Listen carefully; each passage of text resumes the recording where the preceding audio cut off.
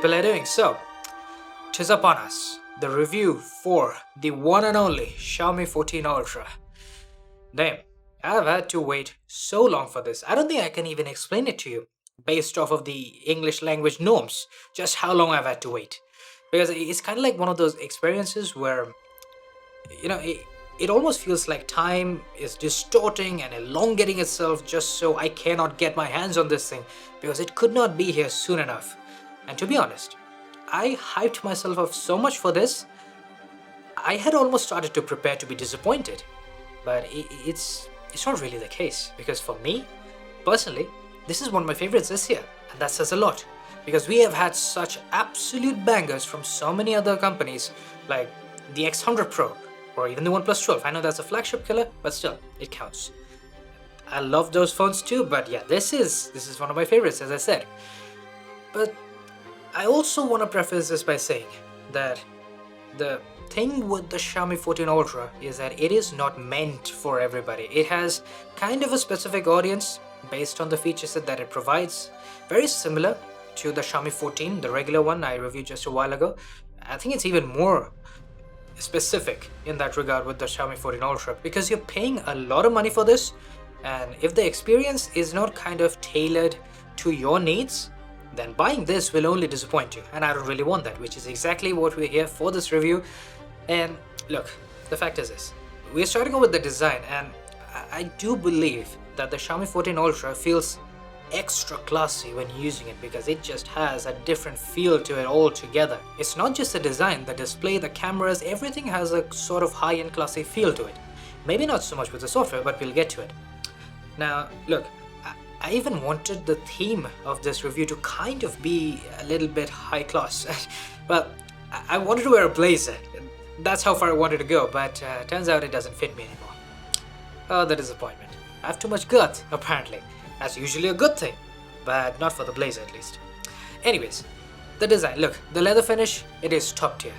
You really can't get better than this. Also, you may have noticed the edges. It's a little bit different here, isn't it? Because the way the metal kind of bends and curves into the back leather, you're getting somewhat of a two-tone finish. Technically, this two-tone finish exists on every smartphone, but it is not nearly as much in your face and as boisterous as we are getting on the Xiaomi 14 Ultra. For me personally, that's fantastic because just looking at it, even when I'm using it, I can feel the two-tone finish because of just the way it has been designed. But then the camera module, now this thing, man, is something else. It's got a lot of guts, let's just say. It's huge, it's massive, one of the biggest camera modules I've seen to date. That says quite a lot. And yes, it does protrude a lot, which is why I don't think it's going to be to everyone's taste. And because of that, to a part at least, it kind of makes the phone top heavy. The heft is already very high with the Xiaomi 14 Ultra. May not be that's something everyone wants, but personally I like the heft. I think it even adds to the classiness that I've been talking about. But the top heavy part, initially I had a little bit of a problem, but if you see it right here, if you're just using your index finger to kind of support it, you can use it very easily. The top heavy problem kind of fixes itself if you are willing to adapt to it. Honestly, I use all my phones like this, so for me this was not even a problem after the initial adjusting period of like a few hours at the very best. So it's a concern that I had, which is why I'm relaying it to you, and that's it. Now let's move straight to the front, and man, it's a beautiful design that we have up front, because there is a slight, I think this is like a world record for the smallest curve humanly possible on the very edges. It's there, but it's also not there, basically. Like, if you like curve design, you'll find this to be fairly nice. If you don't like curve design, you can basically convince yourself that this is a flat display. It's that minute, as opposed to many other curved displays that we have had thus far. I don't think it even falls in the category of curved displays. It's so small. But the bezels, they are very thin. I really like that, because I told you, it gives a very high-end and very pleasing symmetric look. But what I don't like, and yes, this might sound like a bit of a nitpick, but I do believe that the edges, all four edges, don't quite blend into the screen as well as I would have liked it to be. You can really feel the edge on your fingers, on your thumb, and so on and so forth.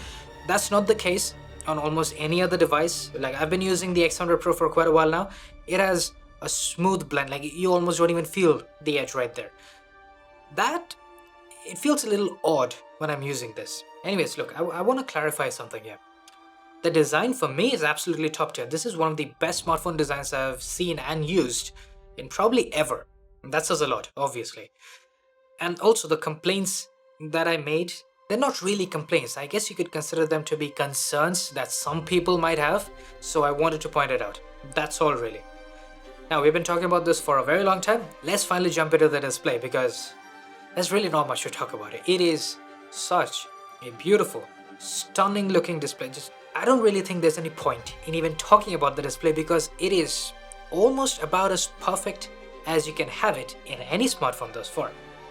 It's got top tier levels of brightness, it's got the resolution, it's got the 120 Hz, it's got I believe 10 or maybe even 12-bit color, I don't exactly remember, but it's up there.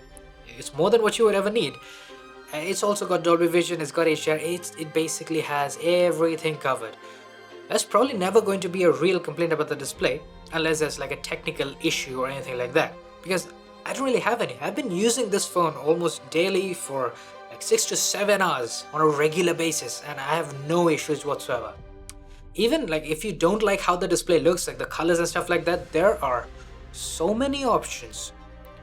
The way you can tweak the contrast, the gamma, the brightness, everything can be adjusted. That honestly is such an incredible touch. Such versatility in the display department is not something I've honestly seen on any other device except Xiaomi's. So like, kudos to them for keeping up with it, and it's an incredible thing to have. And for someone who really wants a professional touch and wants versatility with this device, you get it in spades. That's kind of the whole thing here. Now with content consumption, we also got to talk about the speakers, right? Well, let me tell you right now, the speakers on the Xiaomi 14 Ultra are quite possibly the absolute best, amongst the absolute best at the very least, that I've ever had the pleasure of hearing. There are a lot of loud speakers out there, but the quality on this one is really what drew me in, along with it being more than loud enough for almost any situation. So yeah, content consumption, display, as a whole, just absolutely perfect for me. I don't think I have any complaints. If you guys have noticed any issues, however, just let me know in the comments. That'd be very helpful. Not just for me, for everyone else as well. But look, there's also the fingerprint scanner here. Now, it's a little bit disappointing that Xiaomi hasn't dipped their toes in the large, massive fingerprint scanner thing that Vivo does in some of their smartphones. The smartphones that we don't have access to most of the time. Not cool. But well, it's alright, it's good. I do have the screen protector on, so maybe if you remove it, then it might be a little bit faster, a little bit easier to use. But the primary problem that I have is that I have to press my thumb quite a bit to activate it. Most other scanners don't really need that amount of pressure. That's just it. Even the placement actually, it's quite good, so that's not a concern either. Another thing that we can very simply blaze right through is of course performance and battery life. I mean, it's a beast, to say the very least. Now the heating thing is kind of interesting. So normally when you're using the phone, I've had no such issue. But when I'm outdoors, when I'm using the camera specifically, and this is a problem that I remember having even in the Xiaomi, or I think back then it was a Mi 11 Ultra. That's how long ago I remember the same kind of issue. Like the camera is so processing heavy that it really heats up after a while, especially when you're taking a whole bunch of videos, one after the other, maybe in the hot sunlight. Actually, right now it's summer, so it's about as hot as this one can get. It's not a massive concern, but you can definitely feel the heat. And because of the heat, naturally the battery drain also extends a fair bit. It is not a problem that the battery drain particularly, because the battery life itself is so good on this. Like I've had to use like 6.5 hours, 7 hours, maybe even more screen on time, because I've been enjoying myself with this one. Well, mostly. During the camera usage, yes, the drainage is a little bit faster. But for the most part, when you're using it normally, the efficiency is more than good enough to make up for the little bit of stuff. So yes, if you're using the camera alone for, let's say, 1.5 hours, 2 hours, then maybe it could be a bit of a concern, the battery life that is.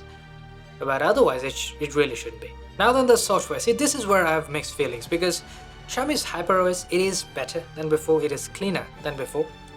I can tell you this much. The optimization with Xiaomi's HyperOS with the Xiaomi 14 Ultra specifically, it is better as opposed to the regular Xiaomi 14. I don't understand the reasoning behind it, so don't even ask me.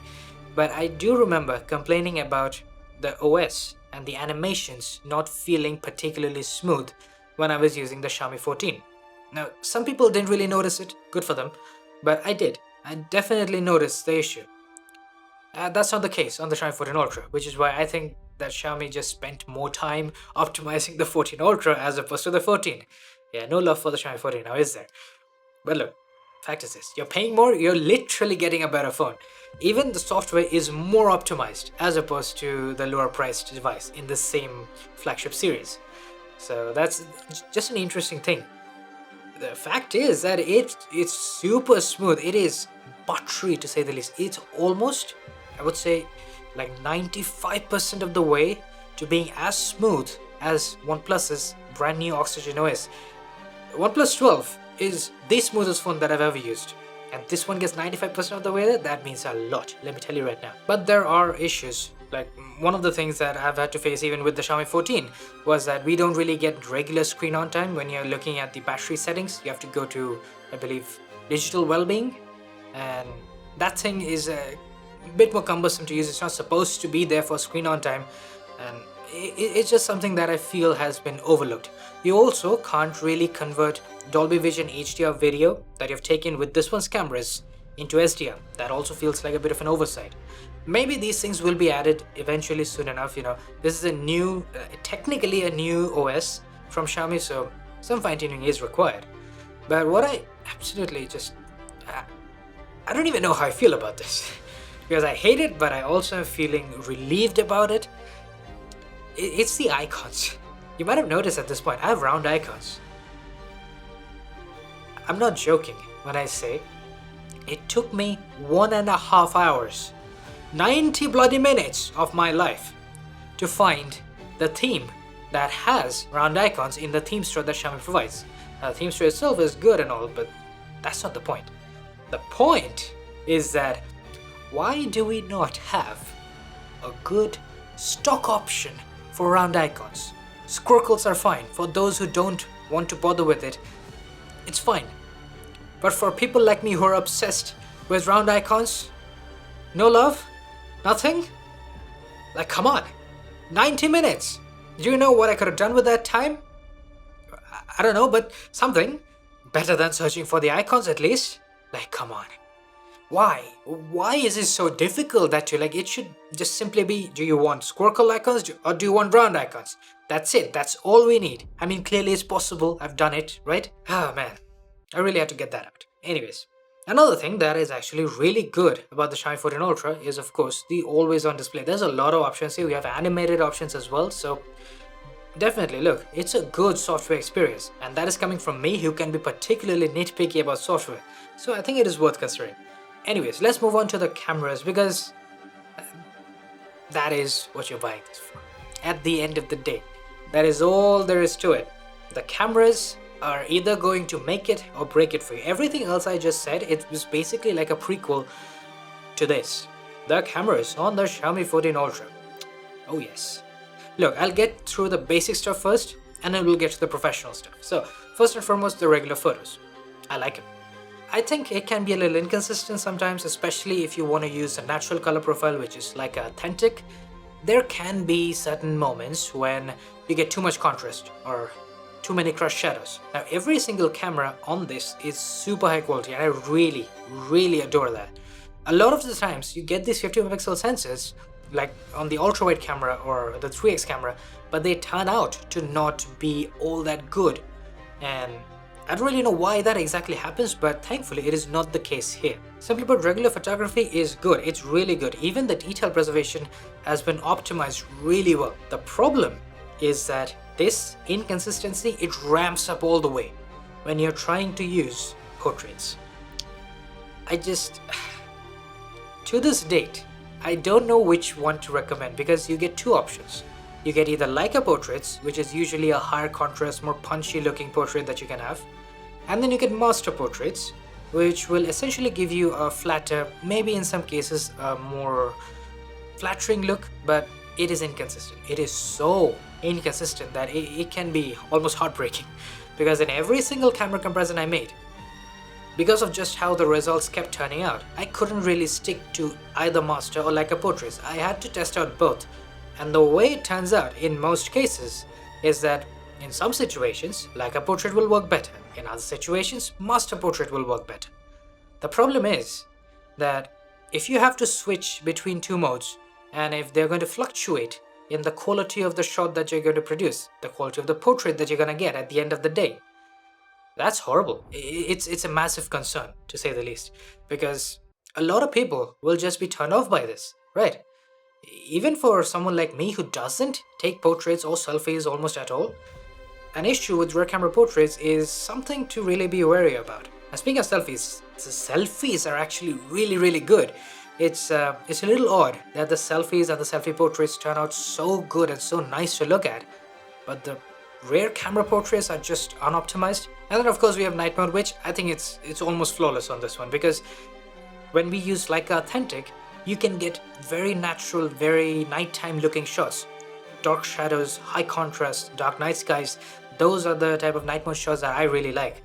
And if you don't like that, if you want lower contrast, brighter night shots, you can use Leica Vibrance. So I think this is one of the only devices on the planet that gives you multiple options, or well, two options for two different types of night modes. So it basically satisfies both tastes, right? The portrait mode being a problem, it makes it very difficult for me to recommend it to almost anyone who isn't professionally invested in their cameras. What I do think is very good on the Xiaomi 14 Ultra, surprisingly good, is videography. When we think, well, videography has to be good, well, I expected the professional videography to be good, to be exceptional. There are some complications there, but the regular stuff like 4K 30, and you can use a special HDR mode using 4K 30, you should always use it. You get way better dynamic range, and even the exposure control is insanely well balanced. Now there is one thing to consider, the HDR mode doesn't really work with 4K 60 or 8K, so the dynamic range that you're getting in 4K 30, you don't really get that in 4K 60 and 8K, which is unfortunate, but that is just how it works. And the reason it is inconsistent is because something like the X100 Pro, it gets great dynamic range through and through all the way to 8K, so you're never gonna have any issues there. Now, speaking of 8K, you might be thinking, well, the Xiaomi 14 Ultra, it has 8K in every single one of these 4 rear cameras. That is insane. It's not. It's really not. Because the problem is that the main camera, when I tested it against the X100 Pro, the difference in stabilization between the two, oh man, it was horrible on the Xiaomi 14 Ultra. It is just, at that point, it bloody shocked me, because I just simply expected it to be good. I had almost thought that yes, it will be good, and it's also going to give us 8K on every other camera, which is just perfect, because why would you give us 8K on every other camera when the main camera itself is unoptimized, doesn't have stabilization, and is basically unusable unless you're using a gimbal or a tripod? That should be the primary concern, not giving us 8K on every other camera. Thankfully, the ultrawide 8K actually has stabilization, which is, it's odd that somehow the ultrawide camera has stabilization, the main camera has none of it. Like, what's been going on here? And yes, of course, finally we also get 4K 120 on this one. It's such a nice thing to have. It's just, damn, I really enjoy 4K 120, to say the least, and the fact that it provides it finally gives me a smartphone other than the S24 Ultra with 4K 120. Now finally let's talk about the professional stuff, because look, the pro photography, it's good, it's fantastic. Also, professional photography and videography is really where you can get to use the variable aperture, which can go all the way from 1.63, I believe, to 4.0. Especially with director mode and trying to shoot 4K log video, having aperture control and just fixing the aperture at, let's say, a very shallow 1.63, or if you want a really deep level of focus, you can go to 4.0 and just jack up the ISO a little bit. It has a large sensor after all, so you can still use it as long as you have good lighting at least. So it's a really cool feature to have, and it's something that you can really experiment with. But talking about log video, see, the quality of the log video, it's stunning. You even get 4K 60 log video, which is absolutely amazing to have, no question about it. But in my experience, the stabilization is horrible. it's kind of the weird thing, like the things that I really like to use, like 8K video, log video, they all have horrible stabilization. I mean, why? Why is that such a massive and ridiculous concern here? It really shouldn't be. 4K 30 has good stabilization, but log doesn't? That makes no sense. But thankfully, there is a workaround. A small silver lining, to say the least, which is Master Cinema. This is something you can use with the regular video on the Xiaomi 14 Ultra. You don't really need to go director mode or anything like that. But what you can do is that you can turn it on, and what it does, I believe it shoots in Rec 2020 color space, which is way bigger of a color space. So essentially, Master Cinema doesn't have any stabilization problems. It works perfectly well. It can also be considered to be a middle ground between the really flat look of log video and the punchy high contrast look of Rec 709 or regular 4K 30 video. So in essence, you can use it for color grading, you can use it to preserve as much dynamic range as you want, but you also don't need to really worry about the stabilization or anything like that. So it's kind of a good situation right there. It works, definitely, but it is very unfortunate that a professional camera like this doesn't have proper usable log video or proper usable 8K video with the main cameras, which is the most important camera out there. But well, man, there was a lot of things to talk about right there. Like, wow.